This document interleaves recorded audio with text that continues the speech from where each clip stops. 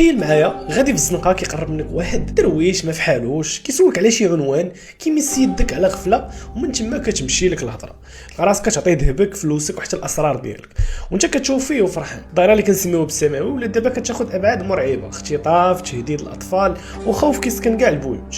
واش هادشي سحر منزل من السماء ولا شفره كاينه في وسط دماغنا؟ جي نهضروا على اللغز ديال السماء.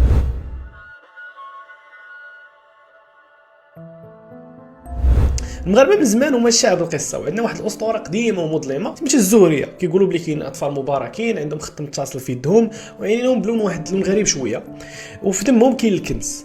الخرافه اللي كانت ديما الوقود ديال موجات الاختطاف في تاريخ المغرب. المجرمين والسحره وماشي غير الشوافه هما البسيكوباتيين اللي كيعرفوا يقلبوا على الضحيه المثاليه اللي غتخليهم يغطيو على الجريمه ديالهم غطاء البركه والجن. كان المختطف كيخبي وجهه وراء الاسطوره ولكن اليوم هذا الوحش تطور.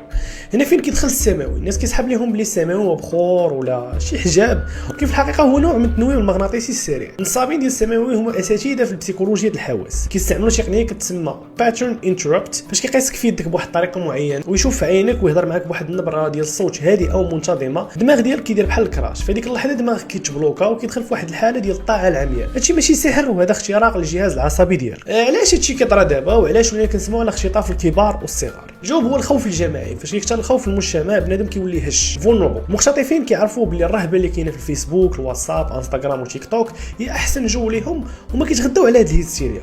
كيبداو باشاعه وكيتبعوها بالترهيب حتى كيولي الدماغ ديالنا هو اللي كيهيئ لينا بلي السماوي قوه خارقه ما كتردش. هذا هو الغلط الكبير. في الاخر السماوي ما كيسكنش في النجوم كيسكن في الجهل ديالنا بكيفاش خدام عقلنا. الزهريه ماشي بركه هي جريمه في حق الطفوله خصها توقف بالقانون ماشي بالبخور. المره الجايه فاش يقرب منك شي حد غريب تفكر بلي الوعي ديالك هو الحصن اللي عندك. ما تمدش يدك لشي واحد ما كتعرفوش وما تفتحش ودنيك للهضره اللي كدوب. انت واش عمرك تلاقيتي مع السماوي ولا سمعتي شي قصه خلاتك ما تنعش بالليل؟ خلينا نهضروا في الكومونتير وبارطاجي هذا الفيديو باش ينتشر الوعي قبل ما ينتشر السماوي ويخلق لنا شي مشاكل كبار في البلاد ديالنا.